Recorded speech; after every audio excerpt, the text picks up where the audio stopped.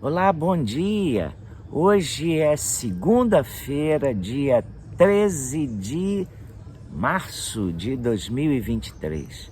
Eu gosto muito daquela velha história de um funeral em que o pastor elogiava tanto o defunto que, a certa altura da cerimônia, a viúva chamou o filho mais velho e pediu que fosse até a urna para ver se era mesmo o pai dele que estava lá.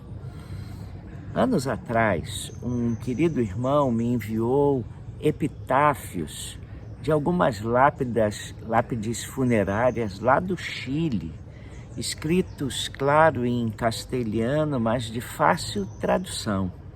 Um dizia assim, vou poupar os nomes: aqui descansa minha querida esposa fulana de tal.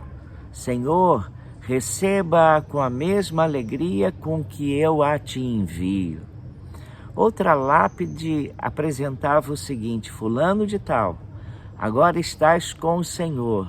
Senhor, cuidado com a carteira. Uma terceira dizia assim: fulana, recordação de todos os teus filhos, menos de Ricardo, que não deu em nada.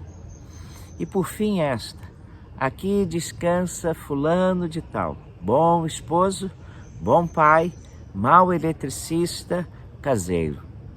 Eu vivi alguns anos em Portugal, como muitos sabem, suficientes para entender a diferença da nossa cultura para deles.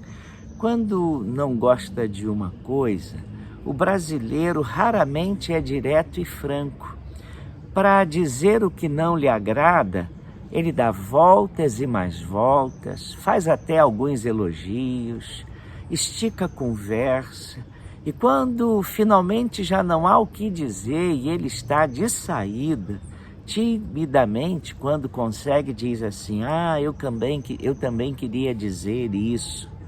Já o português não. Ele, com todas as letras, diz logo aquilo que o incomoda. Geralmente vem chumbo grosso.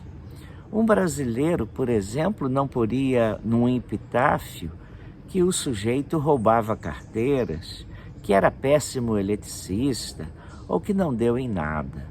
Mesmo que não tivesse essas virtudes, a nossa turma gosta muito de um discurso de exaltação e de elogio público nessas horas. É o político corrupto, ladrão sem vergonha, que no funeral transforma-se numa grande alma, num espírito ativo, de coração reto. Como a morte tem capacidade de transformar estrupícios em pessoas honradas. É um verdadeiro milagre brasileiro. E eu fico pensando em qual seria o epitáfio colocado em algumas lápides, caso nós usássemos a franqueza dos chilenos, por exemplo. Aí poderíamos ter assim, nomes fictícios, tá?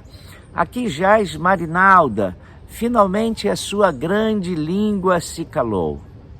Teríamos também, aqui estão os restos mortais de Rilvo Freitas, o homem que atazanou toda a sua família. Sem falar naquela, aqui estão os restos mortais de Honório, o homem que não deixou saudades. Não faltaria o epitáfio: aqui descansa Etelvina, enfim parou de murmurar. E numa mais sintética ainda, teríamos assim: aqui estão os restos do sem caráter do Risbólio. Se a nossa sinceridade se estendesse ao campo espiritual, poderíamos escrever ou ler algumas lápides assim: aqui está fulano, que se lembrou de Deus tarde demais. Em contrapartida, queridos, a gente cuja vida foi tão rica, tão especial, tão virtuosa, que nos faltam palavras para descrever na ocasião da morte tudo o que essas pessoas significaram para nós.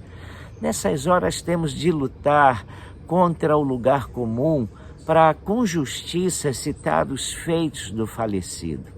Como a Bíblia nos diz que as obras acompanham o morto, precisaríamos de uma carreta para transportar as marcas de excelência moral, comportamental e, acima de tudo, espiritual da pessoa. Mesmo assim, ouso dizer frase que poderíamos ter em túmulos de pessoas maravilhosas, tipo Turíbio, o homem que confiava nas promessas de Deus.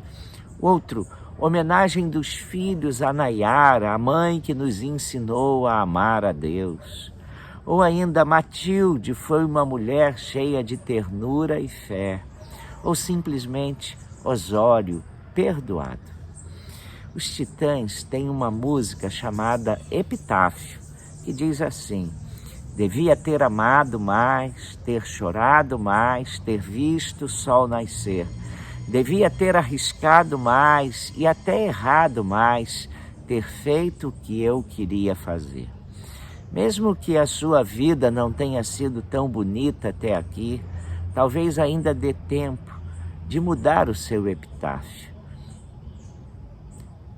Deixe Deus transformá-la, lembrando que o epitáfio do apóstolo Paulo, ele mesmo escreveu: combati o bom combate, acabei a carreira, guardei a fé. Mas eu quero lembrar que até mesmo o ladrão da cruz, lá no último minuto, foi transformado por Deus e aceito por Jesus.